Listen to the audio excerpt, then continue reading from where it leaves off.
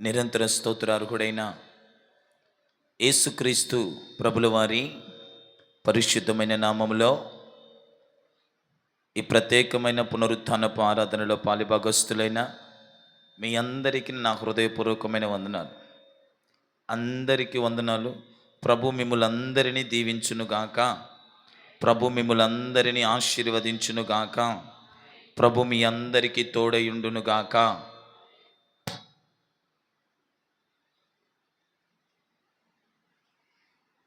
మంచిదండి.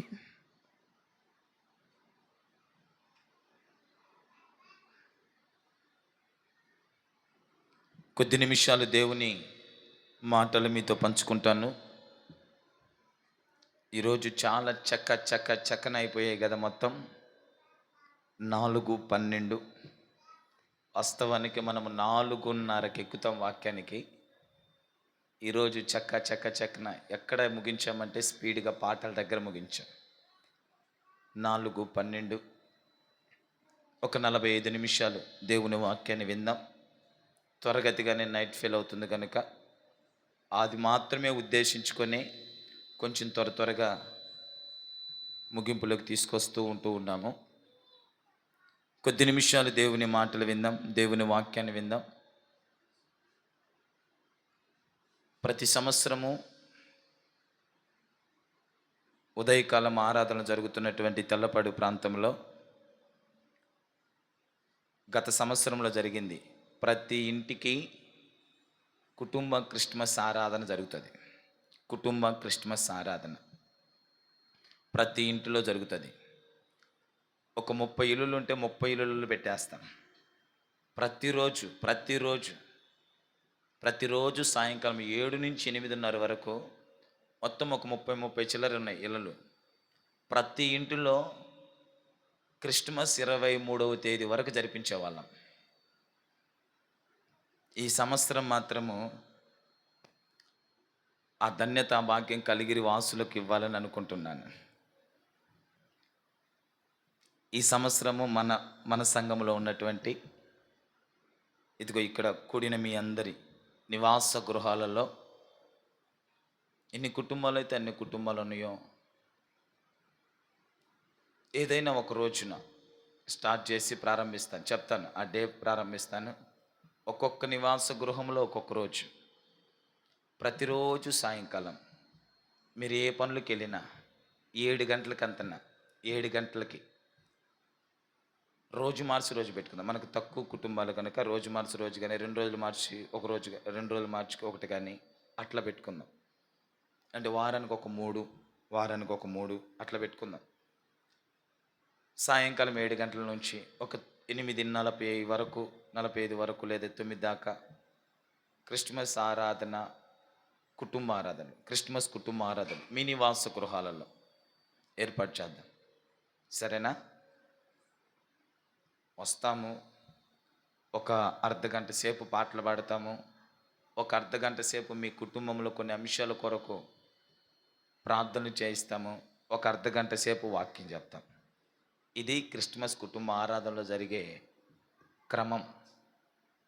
ఒకవేళ మీరు అవకాశం ఉండి 1 కిలో కేక్ తెచ్చుకుంటే మీ ఫ్యామిలీ మెంబర్స్తో కలిసి అలా కేక్ కట్ చేసి వెళ్ళిపోతాం. లేదు అంటే ఏమి లేదు. ఇందులో సేవకుడు కానుకలు తీసుకొనబడవు. సేవకులు కానుకలు తీసుకొనబడవు. ఎందుకు అంటే ఇది లేని పని సమస్యగా కానుకల కోసం కొత్త రూట్ పెట్టారు పాస్టర్ గారని.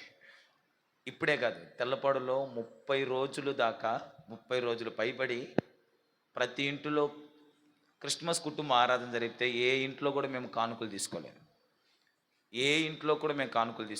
ఎవరిని మేము టీనీలు పెట్టమని కూడా అడగలేదు.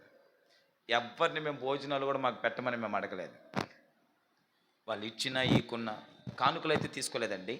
టీ ఇచ్చినా ఈకున్నా, తిండి పెట్టినా పెట్టుకున్నా వాళ్ళ కుటుంబంలో ఉన్న సభ్యులందరి కొరకు ప్రార్థన చేసేవాళ్ళం. వాళ్ళ కుటుంబంలో ఉన్న సభ్యులందరి కొరకు ప్రార్థన చేయడమే కాకుండా ఒక అర్ధగంట వాళ్ళకు వాక్యం చెప్పి ఆ కుటుంబాన్ని బలపరిచేవాళ్ళం. అలాగున 60 మంది ఒకే చోట కూడుకునేవాళ్ళం. 60 మంది ఒకే చోట అట్లా ప్రతిరోజు చేసేవాళ్ళం. కనుక ఇప్పుడు కూడా అంతే.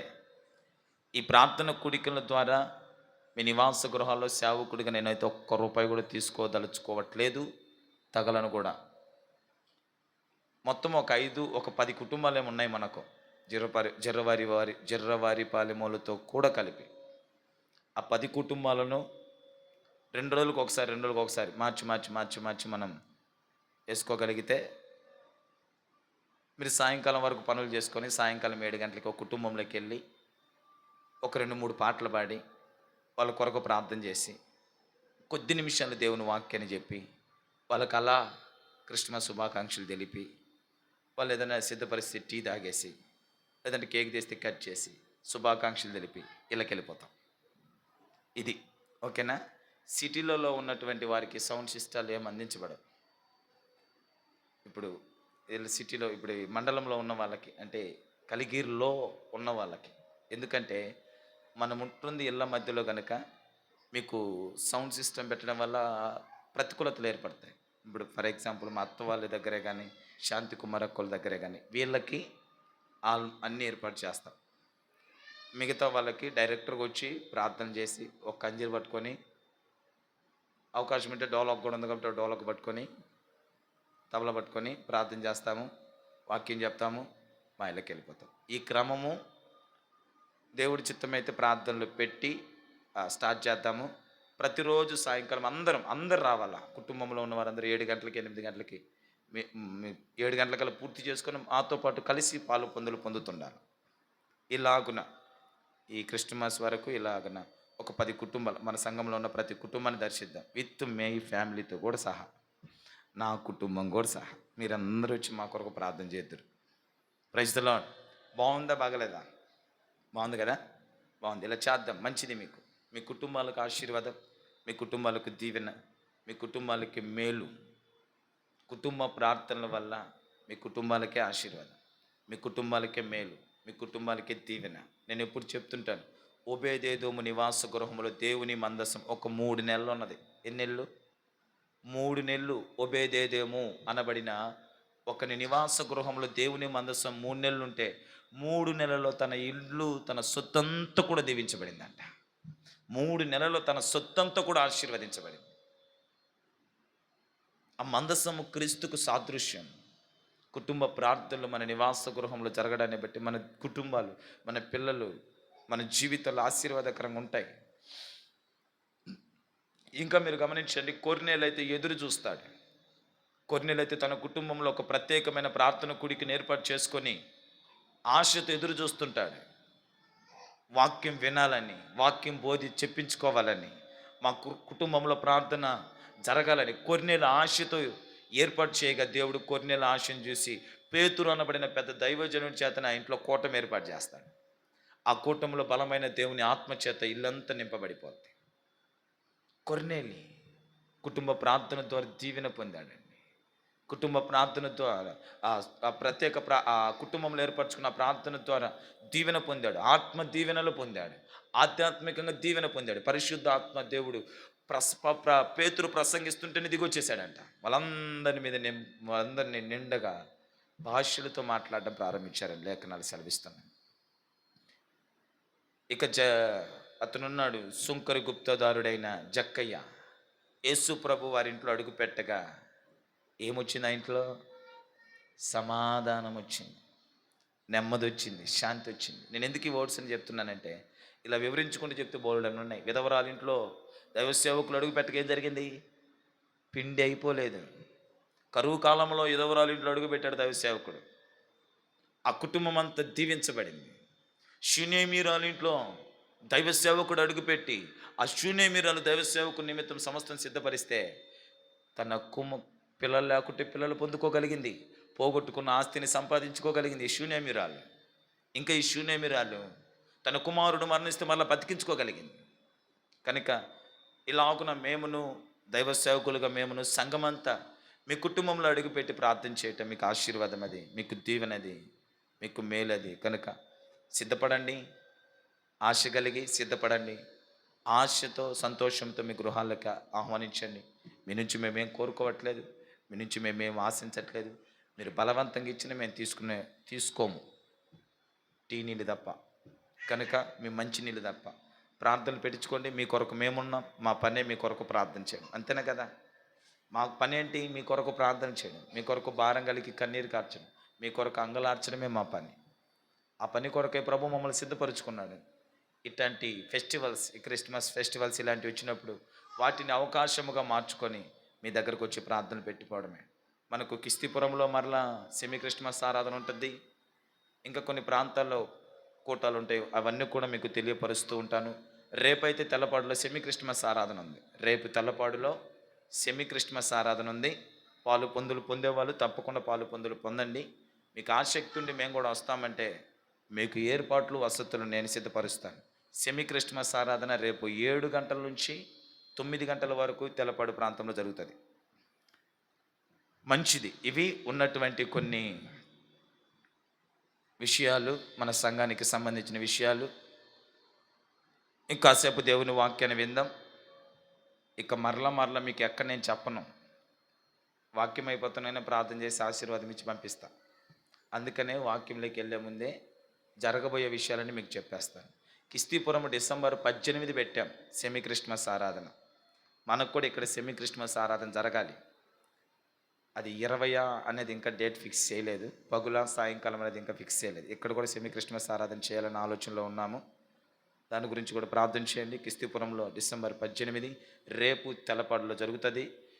ఇక మీకు మీ ఏ ఇంటికి ఎప్పుడు వచ్చి ప్రార్థన పెట్టాలనేది షెడ్యూల్ వేస్తాము. షెడ్యూల్ వేసి ఒక ఆదివారం ఇక్కడే నేను చెప్తాను, మీ ఇంటికి పలానా రోజు వస్తాం, మీ ఇంటికి పలానా రోజు వస్తాం, మీ ఇంటికి పలానా రోజు వస్తాం. దీంట్లో మీ తలంపు ఏముండదు, ఇంకా మేము డైరెక్టర్ రావడమే. మీరు డేట్ ఇచ్చేది ఏం లేదు, మేమే తీసేసుకొని పలానా రోజున మీ ఇంటికి వచ్చేస్తున్నాం, ఎదురు చూడండి, ఆశ కలిగి ఉండండి, సంతోషంగా ఉండండి. మాకు ఏమొద్దు, ప్రార్థన చేసి మీ కొరకు ప్రార్థన చేసి మీ కుటుంబాలు దీవించి వెళ్ళిపోతాం. కనుక డేట్స్ నేనే వేసి మీకు ఇస్తాను.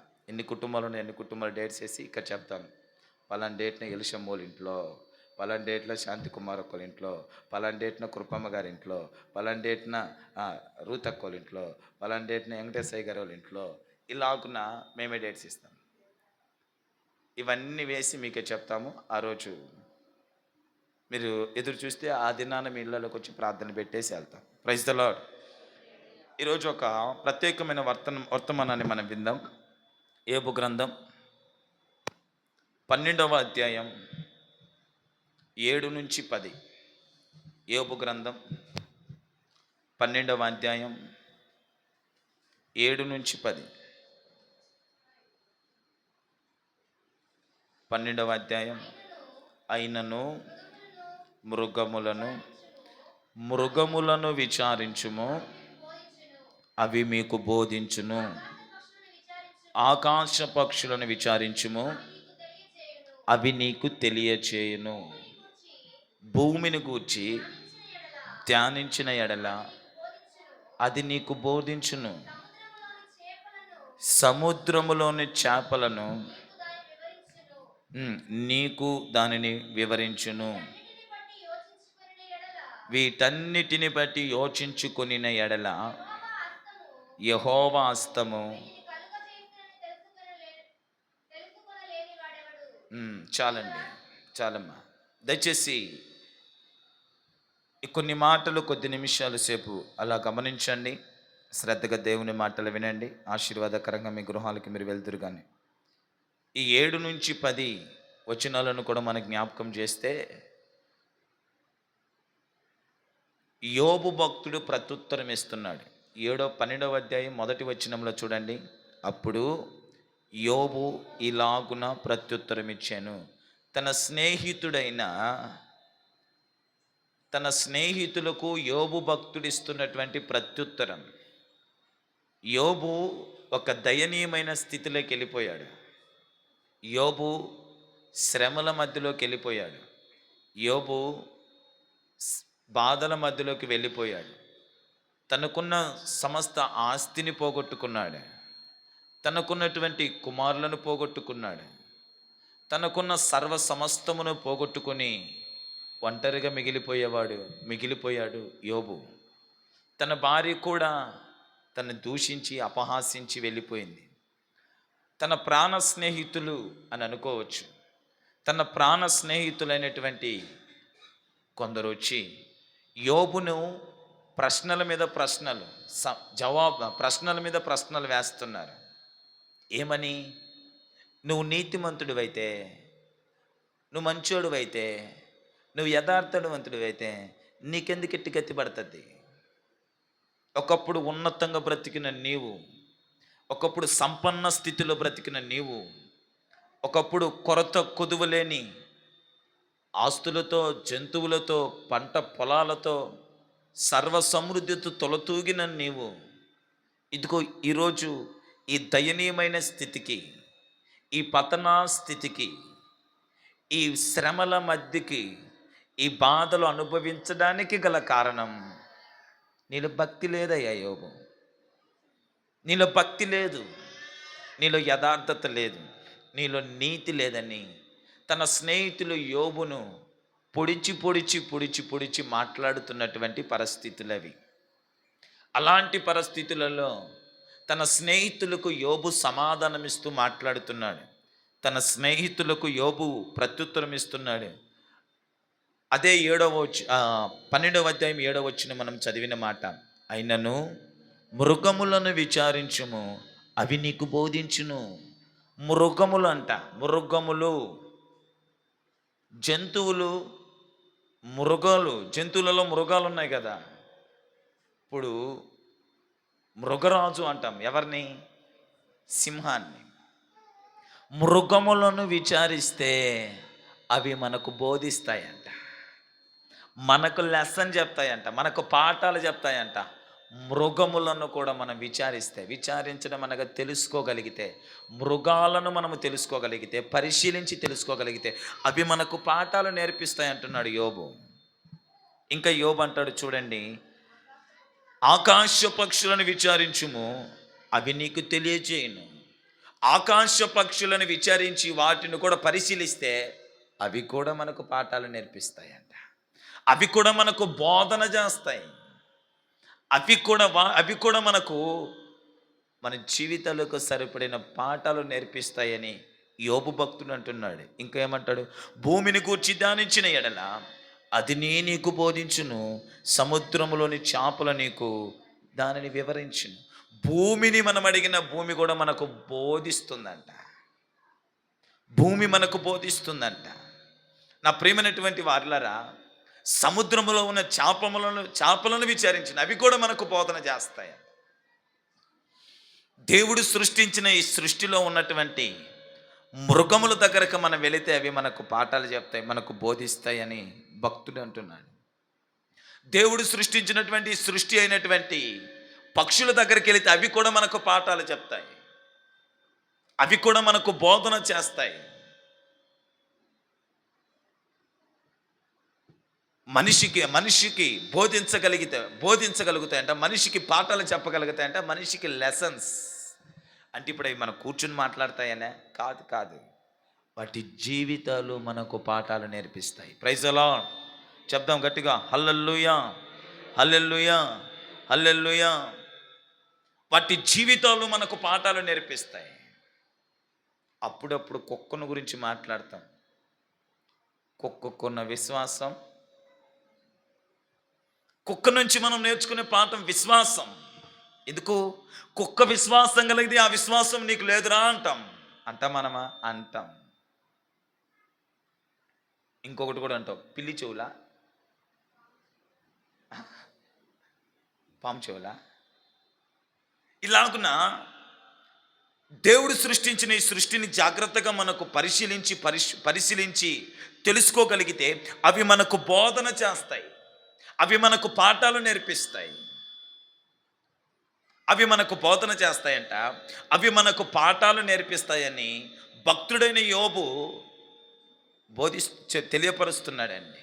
నిజమే ప్రియులారా, ఈ సృష్టిలో ఉన్నటువంటి జంతువులు, దేవుడి చేత సృష్టించబడిన జంతువులను కూడా మనము పరిశోధించి చూడగలిగితే, వాటిని తెలుసుకోగలిగితే అవి మనకు పాఠాలు నేర్పిస్తాయి. ఖచ్చితంగా వాటి జీవితాలు, వాటి బ్రతుకులు మనకు పాఠాలు నేర్పిస్తాయి. పక్షిరాజు అనబడిన ఒక పక్షి ఉంది, దాని నుంచి మనం నేర్చుకోవాల్సిన పాఠాలు ఎన్నో ఉన్నాయి. పావురములో నుంచి మనం నేర్చుకోవాల్సిన పాఠాలు ఎన్నో ఉన్నాయి. పావురము ఎన్నో పాఠాలు, ఎన్నో పాఠాలు పావురంలో నుంచి నేర్చుకోవచ్చు. పక్షిరాజులో నుంచి ఎన్నో పాఠాలు మనం నేర్చుకోవచ్చు. ఇలాగున పక్షుల ద్వారాను మృగముల ద్వారాను వాటిని మీరు విచారించిన ఎడల అవి మనకు బోధన చేస్తాయి అంటున్నాడు భక్తుడు. వాటిని మీరు పరిశీలించిన ఎడల, వాటిని మీరు తెలుసుకొనిన ఎడల, వాటిని మీరు గమనించిన ఎడల అవి మనకు బోధన చేస్తాయి, అవి మనకు పాఠాలు నేర్పిస్తాయని భక్తుడైన యోబు గారు తెలియపరుస్తున్నారండి. నా ప్రియులారా, బైబిల్ గ్రంథములో ఈ మృగములు అన్నాం, ఈ పక్షులు అన్నాం, వాటిని విచారిస్తే అవి మనకు పాఠాలు నేర్పిస్తాయి అన్నాం. మృగములు పక్షులను విచారించండి, అవి మీకు పాఠాలు నేర్పిస్తాయి అన్నాను, అవి మీకు బోధన చేస్తాయి అన్నాను. బైబిల్ గ్రంథంలో ఉన్నటువంటి ఒక నాలుగు జీవులను మీ ముందుంచుతాను. అవి మనకి ఏం పాఠాలు నేర్పిస్తున్నాయో ఈరోజు వాటిని గురించి మనం తెలుసుకుందాం. Praise the lord. శబ్దం గట్టిగా హల్లెలూయా. మీకు అర్థమవుతుందా? సిద్ధపడిన ప్రసంగం ఒకటి, బోధిస్తున్న ప్రసంగం ఒకటి. పరీక్ష అనే ప్రసంగం మాట్లాడాలి ఈరోజు మీతో. వచ్చే వారం ఇంకొంచెం డెప్త్గా దాన్ని ధ్యానం చేసి పరీక్ష అనే దాని మీద, అనే టైటిల్ మీద మీతో మాట్లాడతాను. పరీక్ష అనే దాని మీద వచ్చే వారం ఆ టైటిల్ మీద మాట్లాడతాను. అనుకోకుండా ప్రభు నాకు ఇచ్చిన ఒక చిన్న తలాంతును ఈరోజు మీతో పంచుకుంటున్నాను. సామెతల గ్రంథం 30వ అధ్యాయం,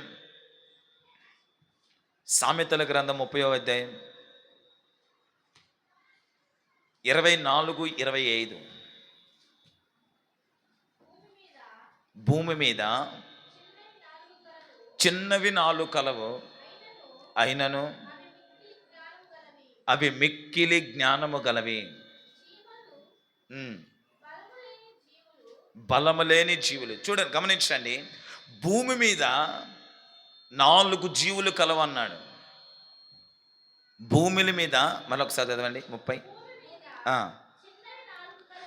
భూమి మీదనే చిన్నవి 4 కలవంట, అయినను అవి మిక్కిలి జ్ఞానము గలవి. భూమి మీద చిన్నవి 4 కలవంట,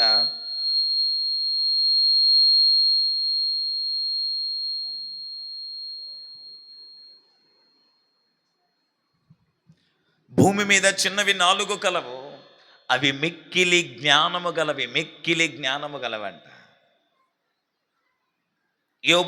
సామెతలు గ్రంథాన్ని రాసినటువంటి సొలొమోను గారు మాట్లాడుతున్నాడు. సొలొమోను గారు అంటారు, భూమి మీద మిక్కిలి 4 చిన్న జీవులు కలవు, 4 చిన్న జీవులు కలవు, అవి మిక్కిలి జ్ఞానము గలవని. ఏంటి అవి జ్ఞానము గలవి? అంత జ్ఞానము గలవి ఏంటి? చదవండి నా కింద. చీమలు బలము లేని జీవులు, అవి అయినను అవి వేసవిలో తమ ఆహారమును సిద్ధపరుచుకొనును.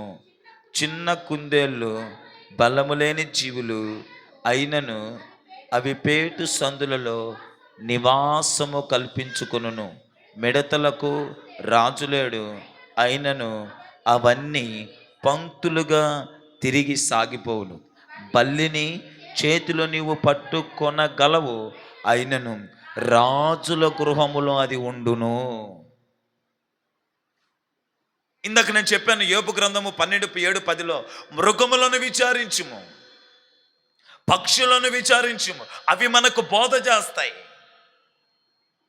ఇదిగో ఒక 4 జీవులు మిక్కిలి జ్ఞానము కలిగినవిని సొలొమోను భక్తుడు తెలియపరుస్తున్నాడు.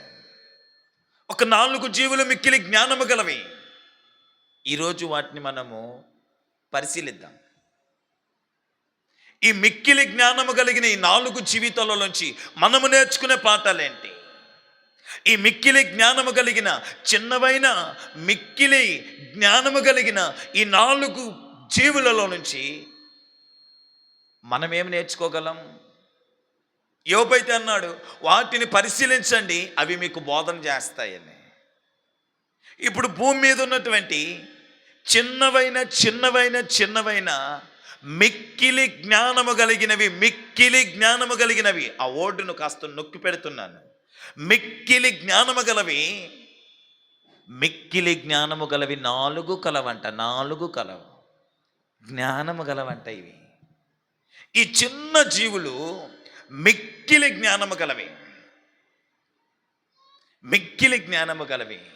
వాటిని కాస్త పరిశీలన చేద్దాం. లేకుంటే వాటిని మనం, యోబు చెప్పాడు కదా ఏమని, విచారించమని. ఇప్పుడు వాటి జీవితాలను మనం విచారిద్దాం. వాటి జీవితాలను మనం విచారిద్దాం. అవి మనకు ఏమి బోధన చేయనున్నాయో తెలుసుకుందాం. అవి మనకు ఏమి బోధన, ఏమి బోధించనై ఉన్నాయో, ఏమి పాఠాలు నేర్పనై ఉన్నాయో మనం తెలుసుకుందాం. మొదటిగా, మిక్కిలి చిన్నవైన 4 జ్ఞానం గల జీవులు, చిన్నవైన మిక్కిలి జ్ఞానం కలిగిన 4 జీవులు. అందులో ఒకటి చీమ. ఇప్పుడు నేను మిమ్మల్ని అడుగుతాను, చీమలో నుంచి మనం ఏ బోధన నేర్చుకోగలం? చీమను విచారిస్తే, చీమ జీవితాన్ని కాస్త పరిశీలిస్తే మనము నేర్చుకోగలిగే పాఠం ఏముంటుంది? మనము నేర్చుకోగలిగే పాఠం ఏముంటుంది? మిమ్మల్ని అడగగలిగితే మీరు ఏం చెప్పగలుగుతారు? చీమలు ఏం నేర్పుతాయి మనకు?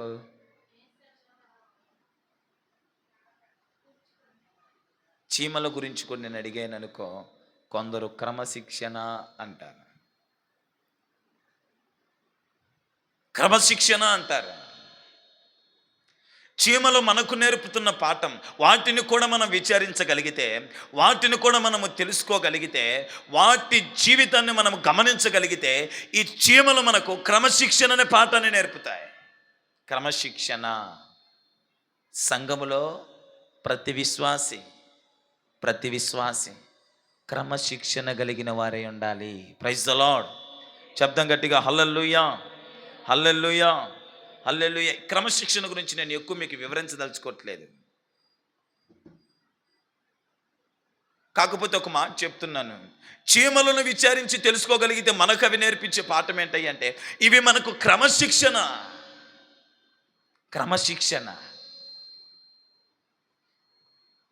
మీరు ఎప్పుడైనా చీమలను చూసారా? ఎర్ర చీమలే కానీ, నల్ల చీమలే కానీ, ఇంకా ఏమున్నాయి, రకరకాల చీమలు ఉన్నాయి, కురుగు చీమలు. ఇవన్నీ ఒకదానికి ఒకటి వెనకల్లా లైన్ గీసినట్టుకు పోతుంటాయి. స్కేల్ పెట్టి లైన్ కొడితే ఆ లైన్ మీదనే పోతుంటాయి. నాకు అప్పుడప్పుడు అనిపిస్తుంది, ఇంత స్థలంలో ఆ లైన్లో ఇది ఎట్ట పోవచ్చుగా, ఇది ఎట్ట పోవచ్చుగా, ఇది ఎట్ట పోవచ్చుగా. ఆ దినాలలో ఒకరోజు నేను ఎట్లాగే ఒక చెట్టు కింద కూర్చొని చీమలు వరుస క్రమంలో పోతా ఉన్నాయి.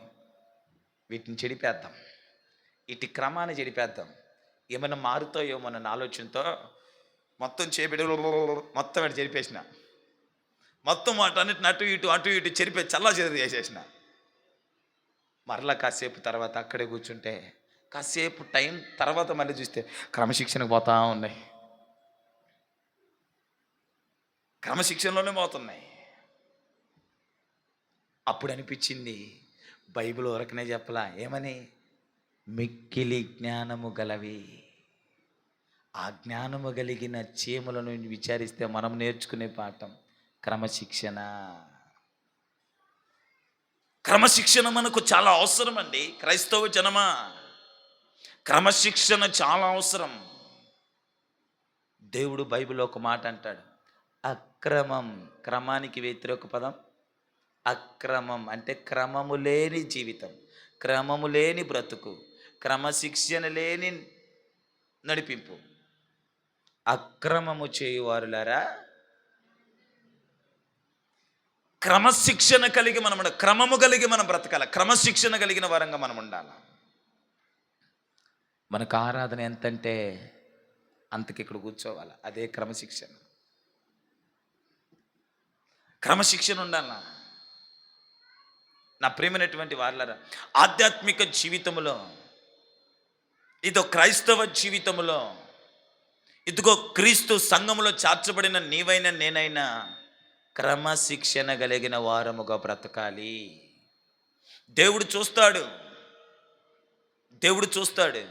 మన జీవితాలు చూస్తాడు, మన బ్రతుకులు చూస్తాడు, మన భక్తి చూస్తాడు, మన ప్రవర్తన చూస్తాడు. అందుకనే ఒక లేఖనం ఉంటుంది, ఏ మందిరంలోకి వెళ్ళినా నీవు మందిరంలోకి వెళ్ళినప్పుడు నీ ప్రవర్తన జాగ్రత్తగా చూచుకున్నాము, నీ ప్రవర్తన జాగ్రత్తగా చూచుకున్నాము. క్రమశిక్షణ మనకు చాలా అవసరం అండి. క్రమశిక్షణ కలిగి మనం భక్తి చేయాలండి. క్రమశిక్షణ కలిగి మన ఆధ్యాత్మిక జీవితాన్ని మనం కట్టుకోగలగాలి. క్లాసులో కానీ, స్కూల్లో కానీ, కాలేజీలో కానీ క్రమశిక్షణ కలిగిన స్టూడెంట్కి సార్ ఇచ్చేటువంటి మార్క్స్ వేరు, క్రమశిక్షణ లేనివాడికి సార్ పెట్టే గడ్డి వేరు. అవునా కదండి? క్రమశిక్షణ కలిగిన స్టూడెంట్ ఉన్నాడు అనుకో, ఆ క్రమశిక్షణ కలిగిన స్టూడెంట్కి సారు ఒక 2 మార్కులు పొడిగిస్తాడు. క్రమశిక్షణ లేదనుకో, వీడి పద్ధతి బాగలేదు, 1 మార్కు తగ్గిస్తాడు, 2 మార్కులు తగ్గిస్తాడు, పాస్ అయ్యేవాడిని కూడా ఫెయిల్ చేసి కూర్చోబెడతాడు. ఎందుకు చెప్పనా? వీడి క్రమశిక్షణ లేదు కనుక. మేము బీటెక్లో ఇవన్నీ అనుభవించాం. బీటెక్లో మేము చదువుతున్నప్పుడు సారోళ్ళు ఏం చేస్తారంటే, ఇంటర్నల్ మార్క్స్ అని మాకు ఉంటాయి. ఇంటర్నల్ మార్క్స్, ల్యాబ్ మార్క్స్ ఇవన్నీ సారోళ్ళ చేతిలో ఉంటాయి. ఎక్స్టర్నల్ అంటే ఫైనల్ పబ్లిక్ ఎగ్జామ్స్ మాత్రము సారోళ్ళ చేతిలో ఏముండదు. ఇంటర్నల్ మార్క్స్ సారోళ్ళ చేతిలో ఉంటాయి. అంటే మిడ్ ఎగ్జామ్స్ అని జరుగుతాయి. ఈ మిడ్ ఎగ్జామ్స్, ఇంటర్నల్ ఎగ్జామ్స్లో కనీసం మినిమం పాస్ మార్కులు ఉండాలా. ఇక్కడ పాస్ అవ్వకపోయామనుకో, ఇంటర్నల్లో పాస్ అవ్వకపోయామనుకో, ఎక్స్టర్నల్లో పాస్ అవ్వలేము, మార్కులు సరిపోవు. ఇక్కడ కనీసం మినిమం మార్క్స్ ఉండాలి. ఈ మార్క్స్ ఎవరి చేతిలో ఉంటాయి? టీచర్ చేతిలో ఉంటాయి, సార్ వాళ్ళ చేతిలో ఉంటాయి. వీళ్ళు మేము రాసిన దాన్ని బట్టి మార్క్స్ వేరు, మేము చదివిన దాన్ని బట్టి కొంచెమో గొప్ప వేసినప్పటికీ మా క్రమశిక్షణను బట్టి కొన్ని మార్క్స్ డిపెండ్ అయి ఉంటాయి. ల్యాబ్లో కానీ, మిడ్లో కానీ, ఇంటర్నల్లో మా క్రమశిక్షణను బట్టి కొన్ని మార్క్స్ డిపెండ్ అయి ఉంటాయి. ఫర్ ఎగ్జాంపుల్, నేను మా విజయ్ ఫిలిప్స్ సారు మంచి పరిచర్య సేవలు ఇద్దరం కలిసి నడిచే వాళ్ళం. కలిసి నడిచి దాదాపుగా 2 ఇయర్స్ అతనితో, 3 ఇయర్స్ నేను అతనితో జర్నీ చేశా. పరిచర్యలో సేవలు ఎల్లప్పుడూ ఆయనతో తిరిగి ఎందుకు చెప్పనా? దేవుడి మీద ప్రేమతో అంటే కాదు, కానీ మిడ్ మార్క్స్ ఏమైనా పడతాయని ఆశతో, మిడ్ మార్క్స్, ల్యాబ్ మార్క్స్ ఏమైనా పడతాయని ఆశతో. మా సార్ భలే ఓడైతే మరి నా బిహేవియర్ చూశాడు, నా ప్రవర్తన చూశాడు. ఇంటర్నల్ ఎగ్జామ్ రాసిన తర్వాత ఎంత కావాలి కుమార్ అనేవాడు. సార్ అదే కుమార్ ఎంత కావాలి మార్క్స్ అనేవాడు. 30 కదా, 30 కనుక ఎంత కావాలనేవాడు. సార్ మీ ఇష్టం సార్. అడుగుతుంటాడు కొడుతుంటాడు ఎంత కావాలి చెప్పు కుమార్. సార్ 30 వేస్తారా? ఆశకి అద్దున్నాడు కుమార్ అన్నాడు. సరే 29 ఏంటి సార్? నీ సబ్జెక్ట్లోనే వచ్చేది ఏదో ఒకటి ఏంటి సార్? ఇంకే సబ్జెక్ట్లో రా, నీ సబ్జెక్ట్ పోతే ఏంటి సార్? నా ప్రవర్తన, నా క్యారెక్టర్ చూసిన మా సార్ ఏం చేసేవాడంటే కాస్త వేసేవాడండి. ఆయన సబ్జెక్ట్లోనే నాకు ఎక్కువ మార్క్స్ వచ్చాయి ఇంటర్నల్లో. నేను ఎందుకు ఈ మాటలు చెప్తున్నానంటే, మా ప్రవర్తన బట్టి, మా నడవడికను బట్టి, మా క్రమశిక్షణతో కూడిన జీవితాన్ని బట్టి కొన్ని మార్క్స్ డిపెండ్ అయి ఉంటాయి. ఫస్ట్ ఇయర్లో నాకు తెలీదు, కాలేజ్ గురించి పెద్దగా తెలియదు. బీటెక్ ఇంజనీరింగ్ కాలేజ్ అంటే తెలియదు. సంతోషించడం, ఆనందించడం, జలసాలు చేయడం, ఇది ఒకటే తెలుసు. ఈ ఇంటర్నల్ మార్క్స్ గురించి తెలీదు, అవి సార్ వాళ్ళ చేతిలో ఉంటాయని తెలీదు. ఫైనల్గా వాళ్ళు తొక్కి పడితే ఫైనల్ కూడా మేము పాస్ కాలేమని మాకు తెలీదు. బాగా సార్ వాళ్ళని కూడా ఎదిరించి, సార్ వాళ్ళని కూడా ఎక్కిరించి, సార్ వాళ్ళ మీదకి తిరుగుబాటు చేసి, ఆ సార్ పీరియడ్ అంటేనే కంటికి కనబడకుండా పోయేవాళ్ళం. మెట్టుకు రానే వచ్చింది ఇంటర్నల్ ఎగ్జామ్స్. కష్టపడి చూసి రాసిన శుభ్రంగా ఎన్ని మార్కులు వేసేవాడు తెలుసా? 7 మార్కులు వేసేవాడు. మినిమం మార్క్స్ కావాలా? 7 వేసేవాడు, 1 వేసేవాడు, 2 వేసేవాడు, 3 వేసేవాడు. ప్రిన్సిపాల్ గడిపినా కూడా ఏం పో అనేవాడు. ఎందుకు చెప్పనా? మా క్రమశిక్షణ బాగలేదు. నేను ఈ మాటలు ఎందుకు చెప్తున్నానంటే, మన క్రమశిక్షణను బట్టి మన క్రమశిక్షణను ప్రభు చూస్తుంటాడు. మన క్రమశిక్షణను ప్రభు గమనిస్తుంటాడు. భక్తిలో ఉంటున్న మనము, క్రీస్తును అనుసరిస్తున్న మనము, క్రీస్తునందు బ్రతుకుతున్న మనము, మన క్రమశిక్షణ, మన ప్రార్థన జీవితం, మన ప్రవర్తన, మన మాట, మన నడవడిక, మన మందిరానికి వచ్చే విషయాలలో, మన సమయాన్ని పాటించే విషయాలలో, మందిరంలోకి వచ్చి మనం కూర్చునే విషయాల్లో, మందిరంలోకి వచ్చి మన నడిచే నడవడిక విషయాల్లో ఇవన్నీ ప్రభు గమనిస్తుంటాడు. కొన్ని సంఘాలలో మనకు అప్పుడప్పుడు గమనిస్తూ ఉంటాను. పిల్లల్ని వేసుకొని వచ్చేస్తారు. వీళ్ళు ఎన్నీరు, పక్కన వాళ్ళని ఎన్నీరు, వీళ్ళని ఎన్నీరు, పక్కన వాళ్ళని ఎన్నీరు. పిల్లలు అలా వదిలేస్తారు. ఈడు ఏడుస్తుంటాడు, ఆయన బయట చెప్పుకుంటుంటాడు. ఈడు ఏడుస్తుంటాడు, ఆయన అరుచుకుంటుంటాడు. వీళ్ళు ఏడ్చొద్దు, ఆయన అరుస్తూనే ఉంటాడు. కొన్ని సంఘాలండి క్రమశిక్షణ ఉండదు. 12 గంటలకు ఒకరు వస్తారు, 11 గంటలకు ఒకరు వస్తారు, 9 గంటలకు ఒకరు వస్తారు, 10 గంటలకు ఒకరు వస్తారు. ఆ సంఘంలో కూడా కొంతమంది అప్పుడప్పుడు ఉంటారు. తెల్లపడి సంఘంలో 12 గంటలకి మోసుకుంటూ వస్తూ ఉంటారు మందిరానికి. నేను అడిగేస్తాను, అక్కడి నుంచి అడిగేస్తాను, ఎంతమ్మా టైం అని. ఒకరోజు ఏం చేశాను చెప్పనా, ప్రారంభం నుంచి 7 గంటలకి సంఘ ప్రార్థన అయితే లిస్ట్ పెట్టి, పెన్ను పెట్టి, పేపర్ పెట్టి 7 గంటలకు ఎవరు వచ్చిండ్రు, 8 గంటలకు ఎవరు వచ్చిండ్రు, 9 గంటలకు ఎవరు వచ్చిండ్రు, లాస్ట్ వరకు ప్రార్థన ముగిసేంత వరకు ఎవరెవరు ఎన్ని గంటలకు వచ్చారని మొత్తం రాసిపెట్టిన. లాస్ట్ ప్రార్థన అయిపోయినాక కూర్చోండి మీరు ఒక 10 నిమిషాలని, మీ జాతకాలు చెప్తాను కాస్త వినండి, మీరు ఎన్ని గంటలకు ప్రార్థనలకు వస్తున్నారని. 9 గంటలకు నువ్వు వచ్చినవు అక్క, 11 గంటలకు నువ్వు ఈ టైంలో వచ్చినవు అక్క, నువ్వు 7 గంటల ప్రార్థన స్టార్ట్ కదండి, నువ్వు 7:35కి వచ్చినవు అక్క, నువ్వు 8కి వచ్చినవు అక్క, నువ్వు ఇప్పుడే వచ్చినవు అక్క, మొత్తం చెప్పేసిన. ఈసారి ఇది చేస్తే అసలు ఒప్పుకొని మందిరంలో చెప్తానన్న. నేను ఎందుకు ఈ మాటలు చెప్తున్నానంటే, క్రమశిక్షణ మనకు కావాలి. భక్తిలో క్రమశిక్షణ కావాలి, క్రైస్తవ జీవితంలో క్రమశిక్షణ కావాలి. వెళ్తున్నాం వస్తున్నాం కాదు, వెళ్ళి కాసేపు కూర్చొని విని వచ్చి వెళ్ళిపోతున్నాం అనేది కాదు.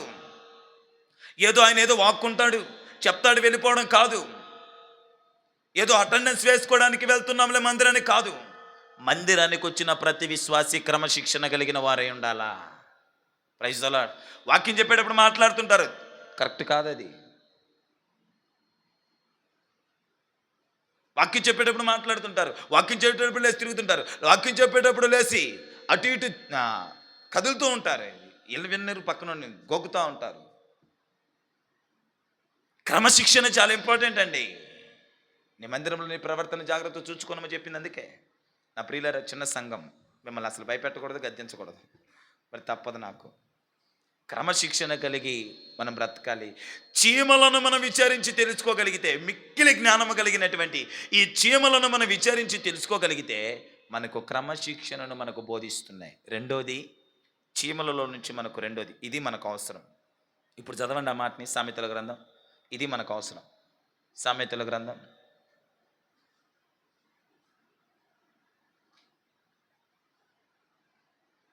అదే చదవండి, 30:24. భూమి మీద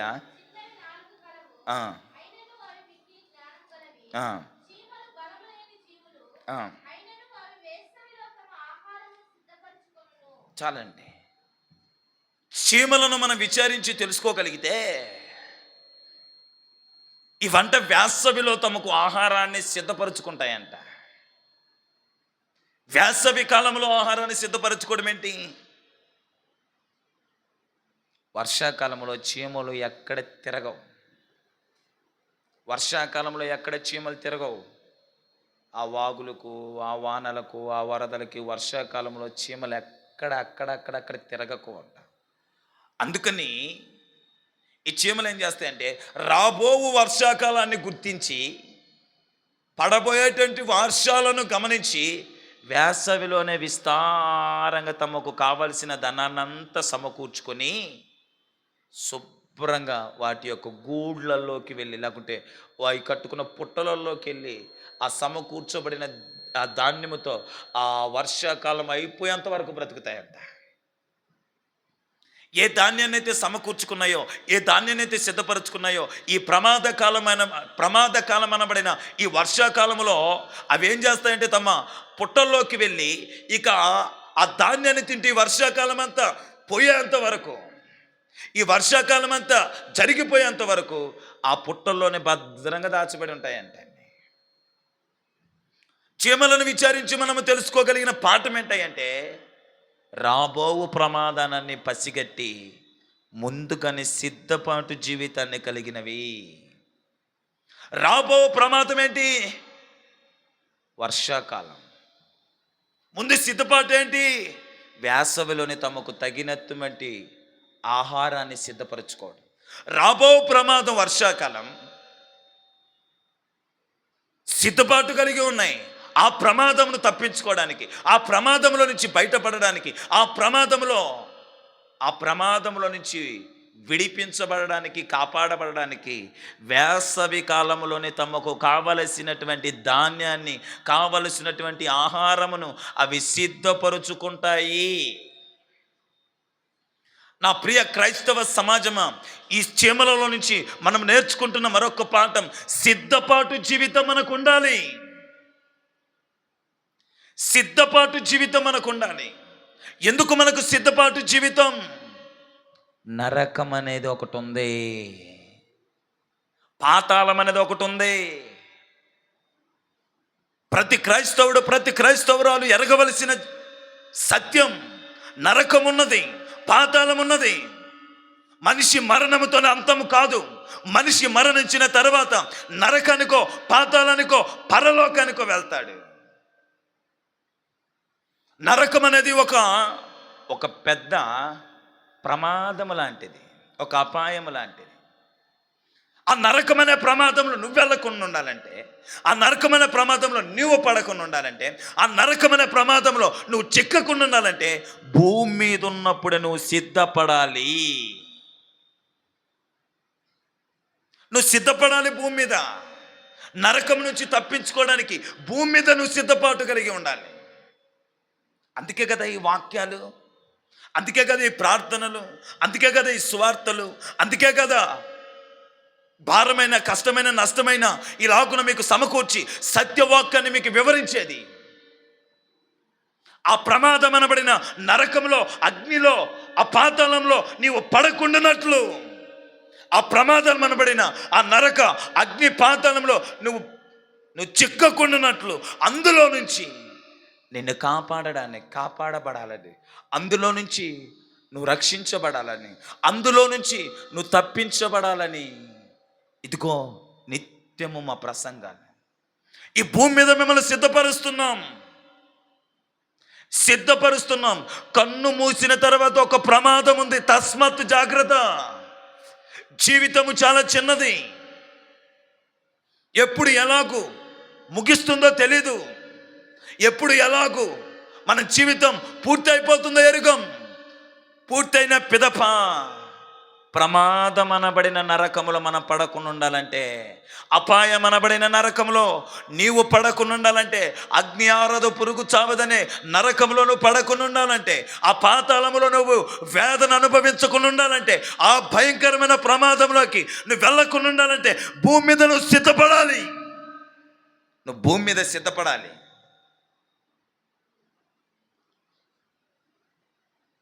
భూమి మీద నువ్వు సిద్ధపాటు జీవితాన్ని కలిగి ఉండాలి.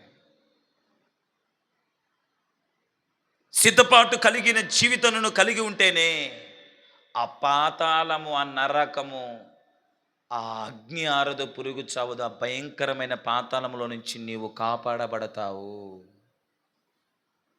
ఈ భూమి మీదనే నువ్వు సిద్ధపడాలి. అందుకనే లేఖనాలు కూడా ఉన్నాయి కదండి, చాలా మాటలు ఉన్నాయి.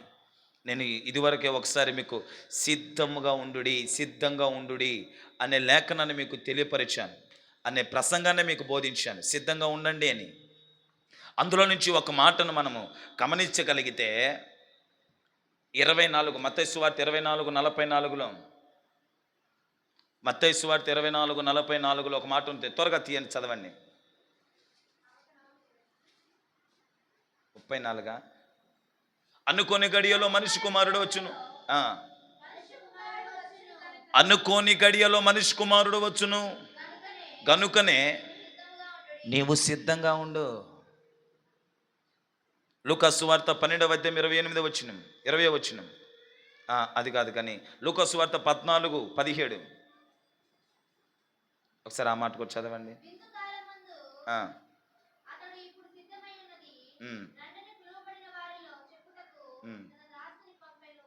ఓకే అండి, చాలు.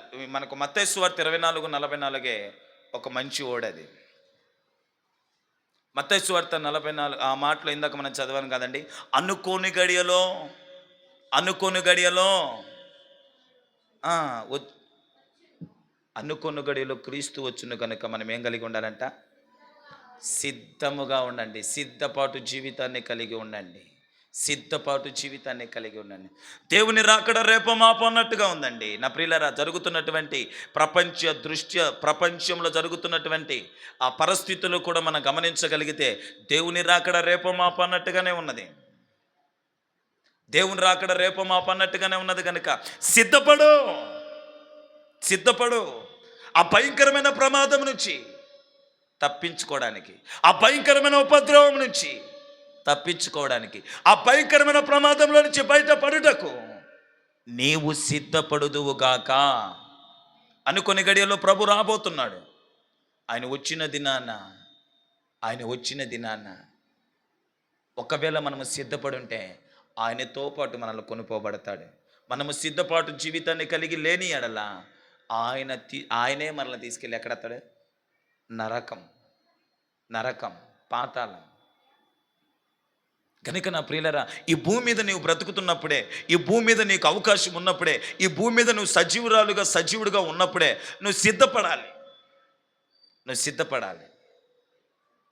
పరలోకాన్ని స్వతంత్రించుకోవడానికి, పరలోకంలో నీ ఉండడానికి, పరలోకాన్ని నువ్వు దక్కించుకోవడానికి, ఆ పరలోకంలో నువ్వు ఉండుటకై నువ్వు సిద్ధపడాలి. భూమి మీదనే నువ్వు సిద్ధపడాలి.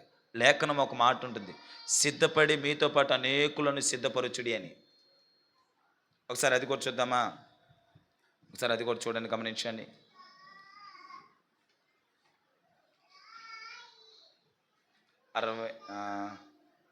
యెహెజ్కేలు గ్రంథం 38:7. యెహెజ్కేలు గ్రంథం 38:7. యెహెజ్కేలు 38:7.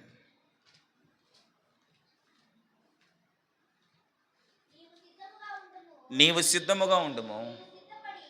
సిద్ధపడి నీతో కూడా నిలిచిన సమూహమును సిద్ధపరచు. చీమలు మనకు నేర్పుతున్న పాఠం సిద్ధపడాలి. నరకంలోనికి మనం పడకుండా, నరకమైన ప్రమాదంలో మనం చిక్కకుండా, నరకమైన ప్రమాదంలో మనం పడకుండా, నరకము నుంచి మనల్ని తప్పించుకొనుటకు మనమును సిద్ధపడుతూ మనతో పాటు నిలిచిన వారిని కూడా సిద్ధపరచాలంట.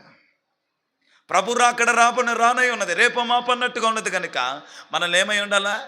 సిద్ధపడాలంట. ప్రభు రాకడ రేపో మాపో అన్నట్టుగా ఉంది.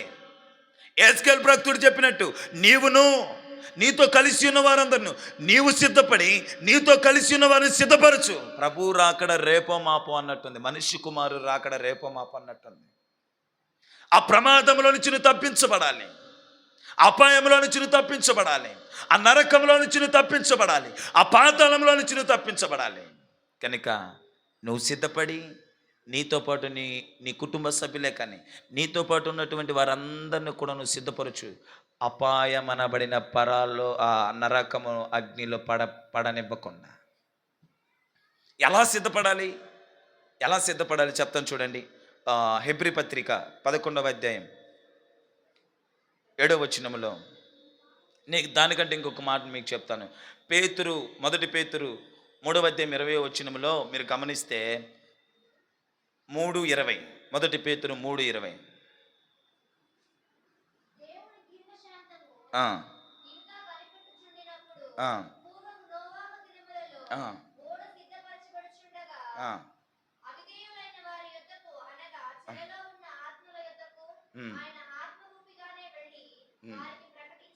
చాలండి, ఇక్కడ మీరు గమనించండి. నోవాహు కుటుంబము ఒక ఓడను సిద్ధపరచుకున్నారు. ఏం సిద్ధపరచుకున్నారండి? ఓడ. ఓడను సిద్ధపరచుకున్నారు. కనుకనే జలప్రలయం అనబడిన ప్రమాదంలో వారు చిక్కల. నోవాహు కుటుంబము దేవుడి హెచ్చరికను గైకొని, ముందుగానే దేవుడు చెప్పాడా లేదా? చెప్పాడు. ఏమని? నోవా, నువ్వు ఒక ఓడను నిర్మించు. నేను ఈ భూమి మీద వర్షాన్ని కురిపించబోతున్నాను, జల ప్రళయాన్ని కురిపించబోతున్నాను. నీవు నీ కుటుంబము రక్షింపబడుటకే ఒక ఓడను నిర్మించు అని నోవాహుకి దేవుడు చెప్పాడు. నోవాహు, నీతో ఉన్న ప్రజలందరినీ కూడా తెలియచేయి ఈ సువార్తమానం. ఈ సువార్తను నీతో ఉన్న ప్రజలు, నీతో పాటు నివసిస్తున్న వారందరికీ తెలియపరచమనగా దేవుడు ఒక 100 సంవత్సరాల సమయాన్ని ఇచ్చాడు. ఈ 100 సంవత్సరాల్లో నోవాహుకు ఓడను కట్టాడు. ఈ 100 సంవత్సరాల్లో నోవాహు ఓడను కడుతూ తన చుట్టూ ఉన్న ప్రజలందరితో, జలప్రలయం రాగిపోతుంది, జలప్రలయంతో భూమి నింపబడిపోతుంది, జలప్రలయంతో దేవుడు భూమిని తుడిచివేయబడుతున్నాడు. రండి ఓడను సిద్ధపరచుకుందాం అన్నప్పటికీ, అనేకులకు పిలుపొందినప్పటికీ ఎవ్వరూ రాలా. ఒక నోవాహు కుటుంబంలో ఉన్న 8 మంది తప్ప. నోవాహు భార్య, నోవాహు కుమారులు, కోడలు తప్ప, ఒక 8 మంది తప్ప. మిగతా వాళ్ళందరూ జలప్రలయమాన్ని ఎక్కిరించారు. జలప్రలయం ఇప్పుడు ఎక్కడ పడుతుందని హేళన చేశారు. జలప్రలయం రావడం ఏంటి, ముంచేయడం ఏంటి, ఈ భూమి అంతా తుడిచిపెట్టబడటం ఏంటి, మరి పిచ్చోడా అని చెప్పి నవ్వారండి, ఎక్కిరించారండి, హేళన చేశారు, అపహాసించారు. కానీ నోవాహు అయితే దేవుని మీద విశ్వాసం, నమ్మకం, విధేయత కలిగిన వాడై ఓడను సిద్ధపరచుకుంటూనే వచ్చాడు. ఎందుకు? తన కుటుంబము క్షేమకరంగా ఉండాలని, తన కుటుంబం ప్రమాదంలో పడకూడదని ఒక ఓడను సిద్ధపరచుకుంటూనే వచ్చాడు. నోవాహు ఆ ఓడను సిద్ధపరుస్తూ అనేకులను సిద్ధపరచడానికి సువార్తను అందించాడు. రండి, ప్రళయం రాబోతుంది, అపాయం ముందుండబోతుంది, ప్రమాదం పొంచి ఉంది, ఇందు నుంచి తప్పించుకోవడానికి ఓడను సిద్ధపరచుకుందాం, ఓడను కట్టుకుందాం, రండి. అనేకులకు పిలిపివ్వగా ఎవరు ఆసక్తి చూపించకపోగా ఎక్కిరించి హేళన చేసి నవ్వారు. నోవాహు అయితే ఆ ఎక్కిరింపులకో, ఆ హేళనకో, ఆ మాటలను బట్టి కురింగిపోలేదు, బలహీన పడలేదు. తను దేవుడు ఏ పని అయితే చేయమన్నాడో, నోవా ఓడను సిద్ధపరచన్నాడు, ఆ ఓడను అలా సిద్ధపరచుకుంటూ వెళ్ళాడు. 100 సంవత్సరాలు గడిచింది.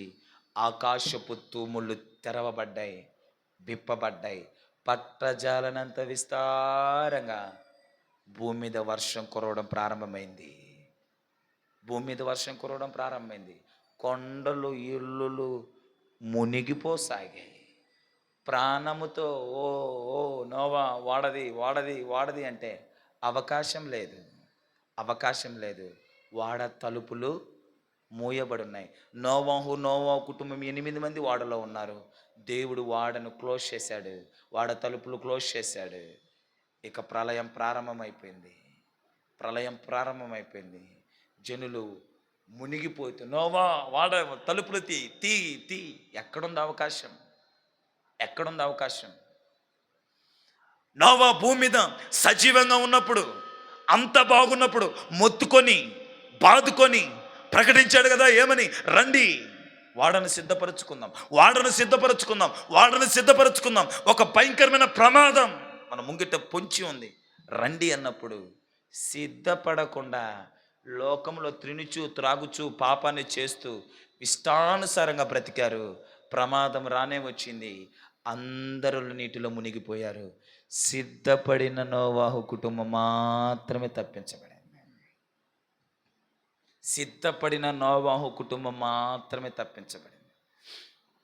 ఇదిగో మీకు నేను తెలియపరుస్తున్న మాట ఏంటంటే, ఈ భూమి మీద ఉన్నప్పుడే నోవాహు ఓడను సిద్ధపరిచినట్టు రక్షణను నీవును నీ కుటుంబం అందరూ రక్షణ కలిగిన వారే సిద్ధపడి ఉండాలి. ఆ భయంకరమైన ప్రమాదం, అపాయం, ఆ నరకం, ఆ పాతాళం అనబడిన ఆ నరకంలో నుంచి, అపాయంలో నుంచి నువ్వు తప్పించబడాలంటే రక్షణతో నువ్వు సిద్ధపడి ఉండాలి. ఏస్కేల్ తిందాక చదివించాను కదా, నీవు సిద్ధపడి నీతో ఉన్న వారిని సిద్ధపరచు. ఫస్ట్ నువ్వు సిద్ధపడు, నీతో ఉన్న వారిని సిద్ధపరచు అన్నాడు. ఫస్ట్ నువ్వు రక్షింపబడి నీ కుటుంబ సభ్యులందరితో రక్షణలోనికి నడిపించు. నీవు సిద్ధపడు, రక్షణతో నీవు సిద్ధంగా ఉండు, నీ కుటుంబంలో అన్ని సిద్ధపరచు. అనుకోని గడియలో మనిషి కుమారుడు రానై ఉన్నాడు. అనుకోని గడియలో మనిషి కుమారుడు రానై ఉన్నాడు. సిద్ధపడదాం, సిద్ధపడదాం, మనం సిద్ధపడదాం. రక్షణతో మనం సిద్ధపడి మన కుటుంబ సభ్యులందరినీ రక్షణలోనికి నడిపించి వాళ్ళు కూడా సిద్ధపరుద్దాం. లుదియా రక్షింపబడింది, వెంటనే ఏం చేసింది? తన కుటుంబ సభ్యులందరినీ రక్షణలోనికి నడిపించింది. లుదియా సిద్ధపడి, అమ్మయ్య నాకు రక్షణ దొరికిందిలే, నాకు రక్షణ దొరికిందిలని ఆలోచనలో లుదియా ఉండిపోలేదు. కానీ రక్షణ పొందిన లుదియా ఇంటికి తీసుకెళ్ళిపోయి సేవకుని తన ఇంటిలో వాళ్ళందరికీ రక్షణలోనికి నడిపించేసింది. తను సిద్ధపడి తన కుటుంబ సభ్యులందరినీ ఏం చేసింది? సిద్ధపరిచింది. పౌలు శీలను చెరసాలో వేశారే, చెరసాలో వేసినప్పుడు పాటలు పాడుతూ స్తుతిస్తుండగా చెరసాల సంఖ్యలు బద్దలయ్యాయే. ఆ చెరసాలకు నాయకుడు, అధిపతి, అతను కూడా రక్షణ పొందాడు. అతను రక్షణ పొందిన వెంటనే ఇంటికి తీసుకెళ్ళి తన కుటుంబం అంతా రక్షణలోనికి నడిపించేశాడు. అర్ధరాత్రి వేళ జరిగింది ఆ సన్నివేశం. పాటలు పాడుతున్నప్పుడే పౌలు చెరసాల వేయబడి పాటలు పాడుతున్నప్పుడే ఆ పోలీసులు అయితే, అక్కడ ఉన్నటువంటి ఆ చెరసాల కాపలా కాస్తున్నటువంటి వారైతే ఆ పాటలు విన్నారేమో, ఆ పాటలో సువార్త ఉందేమో, ఆ సువార్త హృదయాల్లోకి వచ్చింది. అందులో జైలు అధికారి అయినటువంటి ఒక నాయకుడు హృదయం తెరవబడింది. వెంటనే నాయకుడు అంటాడు, రక్షింపబడ్డకు మేమేం చేయాలి? రక్షింపబడ్డకు నేనేం చేయాలి? నీవును నీ ఇంటి వారును బాప్తిసం తీసుకోవాలి. అయితే నేను రెడీ, నాకు ఇస్తావా? ఓకే. నీ ఇంటి వారు వాళ్ళకి కూడా తీసేసి వాళ్ళు కూడా రక్షింపబడ్డారు. తను రక్షణతో సిద్ధపడ్డాడు, తన కుటుంబాన్ని అంతటిని రక్షణతో సిద్ధపరిచాడు. నా ప్రియులారా, చీమలు మనకు నేర్పుతున్న పాఠం ఏంటి? ప్రమాదం ఒకటి ఉంది. ఆ ప్రమాదము తప్పించుకోవడానికి మనము సిద్ధపడాలి. ఎలా సిద్ధపడాలి? రక్షణతో మనము సిద్ధంగా ఉండాలి. రక్షణతో మనము సిద్ధంగా ఉండాలి. అందులో నుంచి నోవాహు జీవితంలో నుంచి మనం మాట్లాడాం. నోవాహు రక్షణ వాడను సిద్ధపరుచుకున్నాడు. ఆ వాడే రక్షణ వాడను సిద్ధపరుచుకున్నాడు. ఆ వాడలోకి తన కుటుంబం అంతా వెళ్ళింది. మిగతా వాళ్ళంతా Noah Noah Noah Noah Noah. సిద్ధపడకపోతే నీ పరిస్థితి అదే. ఏది? నోవాహు దినాల్లో జలప్రలయంలో ములుగుతుంటే నువ్వు ఓడలా లేస్తుంటే వాడ దగ్గరికి వెళ్ళి నోవా నోవా నోవా తలుపులు దీవా, నోవా తలుపులు దీవా. తలుపులు తీయడానికి ఎక్కడున్న ఆస్కారం లేదు. మూసేసింది పరలోకమందున్న తండ్రి. మూసివేయకపడక మునుపు ఎంతో అవకాశాన్ని నీకు ఇచ్చాడు. నువ్వు సిద్ధపడమని, నీతో పాటు ఉన్న వాడిని సిద్ధపరచమని. నువ్వు సిద్ధపడాలని నీతో పాటు ఉన్న వాడిని సిద్ధపరచకపోతివి. తద్వారా తలుపులు ఏమైపోయాయి? తాళాలు పెట్టబడ్డాయి. ఇక కుదులాడుకుంటున్నారు. ఈరోజు నువ్వు రక్షణతో నువ్వు సిద్ధపడకపోతే నరకములో ఇదే జరుగుతుంది. నరకముల ఈడ నేను మొత్తుకుంటున్నా, రక్షింపబడండి, నీ కుటుంబ సభ్యులందరూ రక్షణలోకి నడిపించండి అని. చాలామందికి ఈరోజు రక్షణ అంటే హృదయం ఒప్పుకోవట్లా. నరకంలో వేసిన తర్వాత అంటే సెకన్కి ఒకసారి రక్షణ వస్తుందంట, సెకన్కి ఒకసారి. అందుకనే కదండి ధనవంతుల లాజరు జీవిత చరిత్రను మన ముందు పెట్టాడు దేవుడు. ధనవంతుడు తినుము, త్రాగుము, సుఖించుము, ఆనందంగా విలాసవంతంగా ఎంజాయ్ చేస్తూ బ్రతికాడు. రక్షణ లేనివాడుగా బ్రతికాడు. మెట్టికి ఎక్కడికి వెళ్ళాడు? పాతాళములో. అబ్రమా, ఆ లాజరును పంపించవా, నాలుగు ఎండిపోతుంది, కాస్త తడిపోతాడు. నీకు నాకు మధ్యకు దూరం ఉంది, పెద్ద అగాధం, రావడానికి వీళ్ళే. నా ప్రియులారా, రక్షణతో మనము సిద్ధపడాలి. మన కుటుంబస్తులందరికీ రక్షణను పొందుకునేలా సిద్ధపరచాలి. Praise the lord. శబ్దం గట్టిగా హల్లెలూయా. హల్లెలూయా. చీమలు సిద్ధపాటు కలిగినట్టుగా ఈ భూమి మీద దేవుడు మనకు అవకాశం ఇచ్చినప్పుడే పరలోకాన్ని స్వతంత్రించుకోవడానికి మనం సిద్ధపడాలి. నరకమును తప్పించుకోవడానికి మనం సిద్ధపడాలి. నరకం అనేది ఒక ప్రమాదం, నరకం అనేది ఒక అపాయం, నరకం అనేది ఒక భయంకరమైన స్థితి. ఆ నరక భయంకరమైన స్థితి నుంచి, ఆ అపాయం అనబడిన పాతాళం నుంచి, ఆ నరక వేదనల నుంచి నీవు నేను తప్పించబడుటకై దేవుడు మనకు అవకాశం ఇచ్చి ఉన్నప్పుడే రక్షణ కలిగిన వారమే మనము సిద్ధపడి ఉందుము. మన కుటుంబ సభ్యులందరికీ రక్షణలోనికి నడిపించి వారిని కూడా మనము సిద్ధపరచుదుము గాక. నువ్వేమో పరలోకం, నీ కుటుంబ సభ్యులేమో నరకం. ఎంత బాగా దారుణంగా ఉంటుంది పరిస్థితి, అంతే కదా? నువ్వేమో పరలోకం, నీ కుటుంబ సభ్యులేమో నరకం. ఈరోజు ఏమైనా బాధపడతారు. నువ్వు అనుకుంటావు పాపం రేపు వాళ్ళు నరకంలో వెళ్ళిపోతారే, నరకంలో పడిపోతారే. అది ఒక్కరోజు కాదే, 2 రోజులు కాదు, 3 రోజులు కాదు. ముగింపు ఉందంటే లేదు, పశ్చాత్తాపం ఉందంటే లేదు, పాప క్షమాపణ ఉందంటే లేదు. ఒక్కసారి అందులోకి దిగిన తర్వాత బయటకు వచ్చే అవకాశమే లేదు. నువ్వేమో పరలోకంలో, నీ కుటుంబ సభ్యులేమో. ఆలోచించి నువ్వు సిద్ధపడు, నీ కుటుంబ సభ్యులను సిద్ధపరచు. చీమలు మనకు నేర్పుతున్న పాఠం. మిక్కిలి జ్ఞానము కలిగిన చీమలను విచారిస్తే ఎంత వస్తుందో చూడండి బయటికి. మిక్కిలి జ్ఞానం కలిగిన చీమలను మనం విచారిస్తే, చిన్నవైన మిక్కిలి జ్ఞానం కలిగిన చీమలను విచారిస్తే ఎంత బయటకు వస్తుందో చూడండి. మనకి ఎంత పాఠం నేర్పుతుందో చూడండి, కనుక ప్రియులారా, సిద్ధపడదాం. ఇక దీని గురించి ఇంకా 3 మాటలు ఉన్నాయి చెప్పాలా, వచ్చే వారం చెప్తాను. సిద్ధపడదాం. దేనికి సిద్ధపడాలా? రక్షణతో మనం సిద్ధపడదాం. ఇంకా ఎవరైనా రక్షణ పొందని వారు ఉంటే ఇకనైనా మీరు రక్షణ పొందండి. రక్షణ పొంది నరకమును తప్పించుకోవడానికి మీరు ఈ భూమి మీదనే సిద్ధపడండి. పరలోకమును స్వతంత్రించుకోవడానికి భూమి మీదనే మీరు సిద్ధపడండి. ప్రాణం పోయిన తర్వాత నీ చేతిలో నీ అవకాశం ఉండదు. అయితే నరకం, నువ్వు బాగుగా సిద్ధపడి ఉంటే, రక్షణతో నువ్వు సిద్ధపడి ఉంటే పరలోకం. సిద్ధపడమని చీమలు మనకు పాఠం నేర్పుతున్నాయి. సిద్ధపడండి. ప్రమాదం పొంచి ఉంది, అపాయం పొంచి ఉంది, డేంజర్ జోన్ ఉంది.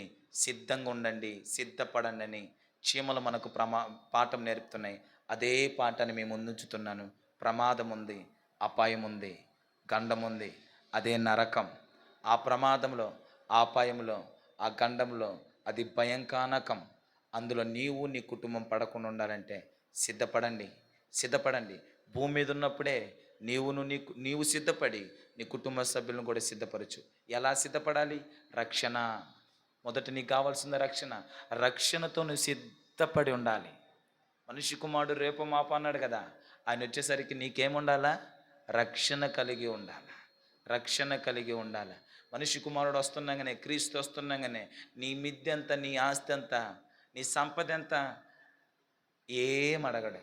నీకు రక్షణ ఉందా? రక్షణ వాడ సిద్ధపరుచుకున్నావా అంటాడంతే. రక్షణ వాడ సిద్ధపడి ఉంటే నువ్వు నరకం అనబడిన ప్రమాదం తప్పించుకుంటావు, నరకం అనబడిన అపాయం తప్పించుకుంటావు. లేదు, సిద్ధపడకుండా నిష్టానుసారంగా బ్రతికితే ఒకరోజు ప్రమాదం అయితే ఉంది. తస్మాత్ అదే నోవాహు జీవితం మనకు నేర్పిస్తున్న పాఠం. సిద్ధపడదాం, రక్షణతో మనం సిద్ధపడదాం. ఇంకా 3 పాయింట్స్ ఉన్నాయి ఎలా సిద్ధపడాలని. వచ్చేవారం చెప్తాను. కళ్ళు మూసుకొని ప్రార్థన చేస్తాను. పార్ట్ 1, పార్ట్ 2 వచ్చేవారం చూద్దాం. ఇది దాదాపు ఒక 3-4 వారాలు కొనసాగేటట్టుంది ఈ 4 జీవులే. కళ్ళు మూసుకొని ప్రార్థన చేద్దాం. ప్రార్థన చేసుకుందాం, ముగించుకుందాం. పరిశుద్ధుడు, ప్రేమ కలిగిన తండ్రి, నీ పరిశుద్ధమైన పాదాలకి వందనాలయ్యా.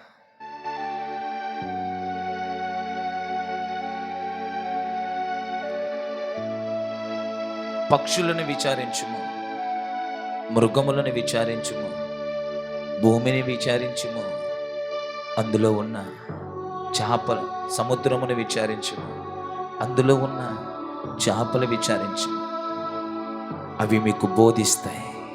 నిజమేనయ్యా.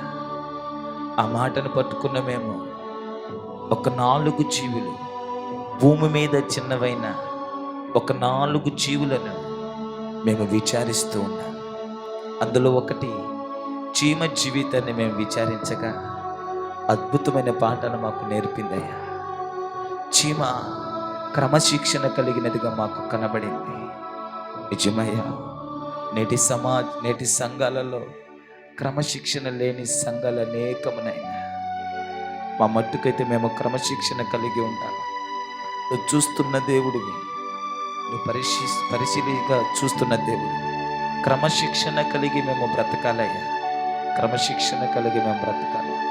చీమలు మాకు నేర్పుతున్న రెండవ పాఠం, సిద్ధపాటు కలిగినవి తమకు కావలసిన ఆహారాన్ని వేసవిలోనే సిద్ధపరుచుకుంటాయి.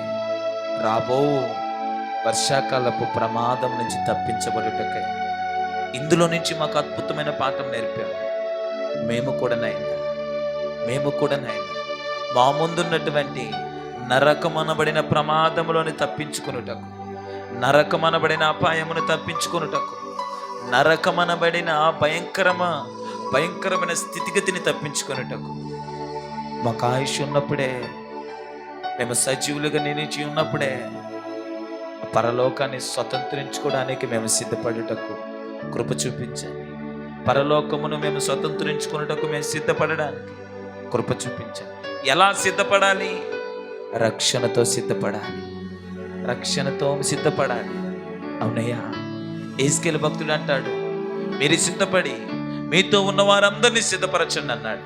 నిజమే, మేము సిద్ధపడి మా కుటుంబ సభ్యులు, మా ఇరుగు పొరుగు వారు, మా రక్త సంబంధికులందరినీ పరలోకమును స్వతంత్రించుకునేటట్టు సిద్ధపరచుటకు మా ఎడల మీ కృప చూపించమని.